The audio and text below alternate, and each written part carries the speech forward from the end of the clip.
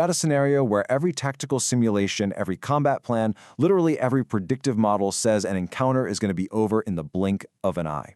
The simulation predicted the instantaneous destruction of a human vessel. The plan was flawless. But, as you'll see, sometimes raw willpower has a way of completely breaking this simulation. Welcome to our explainer today, where we're taking a deep dive into a profoundly cinematic piece of historical data, the logs detailing the astonishing, logic-defying event known as the endurance of the Perseverance. Right off the bat, the mathematical prediction from the Coalition fleet was absolute. Their screens literally read, the alien warship should have destroyed the human vessel in seconds. In the cold, calculating vacuum of space, this was supposed to be a swift, absolute, and effortless victory, a walk in the park. But the shocking reality of what actually went down shattered that expectation completely. Because instead of a few seconds, the battle inexplicably lasted for 11 hours. Think about that. For almost half a day, an entire, vastly superior Coalition armada was left completely bewildered. They were just staring at their sensors, all asking themselves the exact same question. Why won't that ship die? Act 1. The Kelon Corridor Encounter. So the setting here is absolutely crucial to understanding the story. The Kelon Corridor was designed to be the perfect trap-like path for a Coalition invasion fleet. And unfortunately, a human convoy just happened to be passing through at the exact wrong time. Now, most of that convoy fled immediately, exactly like you would expect. But one lone ship did the unthinkable and steered directly toward the massive invasion fleet. On one side, you have a highly advanced, modern Coalition destroyer. On the other, an ancient, battered cargo freighter named the Perseverance. This was not a military vessel. It was tiny. Its hull was a patchwork of decades-old repairs, its engines were terribly inefficient, and its weapons barely even qualified as defensive systems. On paper, it should have been utterly helpless. But when the freighter just kept advancing, somehow surviving direct, perfect missile barrages that honestly should have turned it into immediate debris, the Coalition commander opened direct communications. And he is met with a bizarre sight. He doesn't see a hardened, decorated military captain. Instead, he sees an older woman. She's got gray hair, oil stains all over her uniform, and she looks utterly exhausted.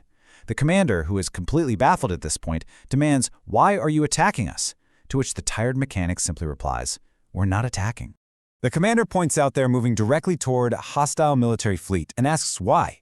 The woman just smiles slightly and says, "Because behind us are 32 civilian ships." This tiny, broken-down freighter had intentionally placed itself right between thousands of civilian refugees, families, and children, and a heavily armed invading armada. It was acting as a completely useless shield, but a shield nonetheless. Act 2. 11 Hours of Hell. As the hours relentlessly ticked by, wave after wave of missiles struck. Yet, the freighter survived. It just flat-out defied all logic and reason.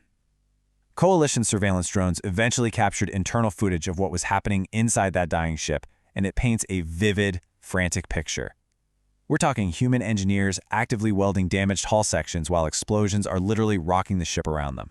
Crew members manually carrying heavy power cables through burning, smoke-filled corridors. People physically holding damaged, sparking components together by hand. Every single time a section failed, they repaired it. Every time a system broke, they bypassed it. They've flat-out refused to let the ship die. Get this, drone footage actually showed a single human mechanic using a basic metal wrench to physically hold a reactor valve open for 3 straight hours.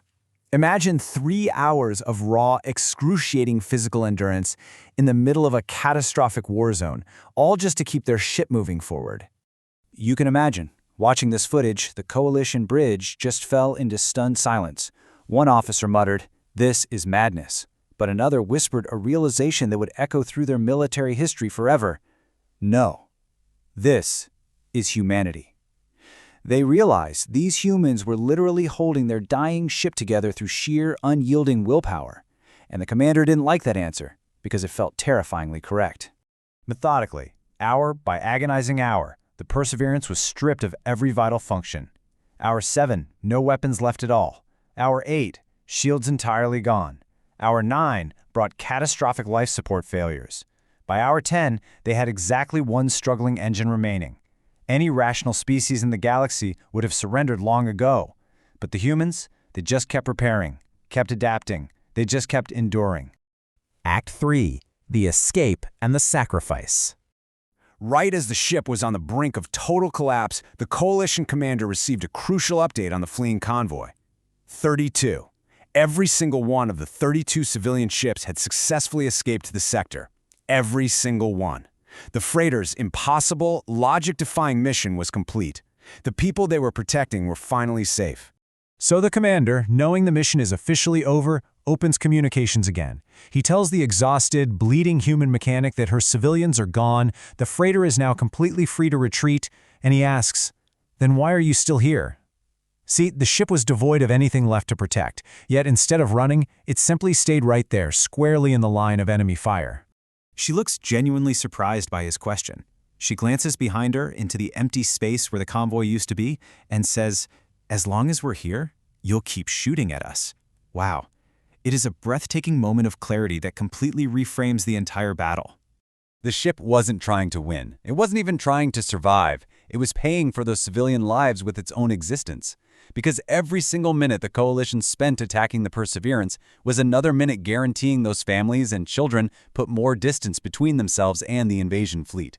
As the alien commander finally realized this, he felt a strange, profound sense of respect. And hours later, the freighter's final engine died, leaving it drifting, silent, and shattered. Epilogue. Humanity's true nature. The battle was over. In the quiet aftermath, coalition boarding teams entered the shattered hull, fully expecting to find only bodies, given the fiery devastation the ship had suffered. Instead, they found dozens of exhausted humans sitting calmly in the wreckage. One engineer looks up at the heavily armed boarding officer, smiles, and asks, "Did the convoy make it?" The officer hesitates, completely taken aback, then nods. And the entire human crew erupts into wild cheers. Not because they themselves had somehow survived this horrific ordeal, but purely, selflessly, because the civilians had escaped. For years to come, military academies would study the logs we're unpacking in this explainer, not for the tactics, and certainly not for the technology, but for what it revealed. A human ship stops fighting only when the people behind it are safe. It's a haunting, profound lesson. So how does it change the way you view conflict, knowing an opponent's greatest tactical strength isn't their weaponry, but their absolute refusal to let others be harmed?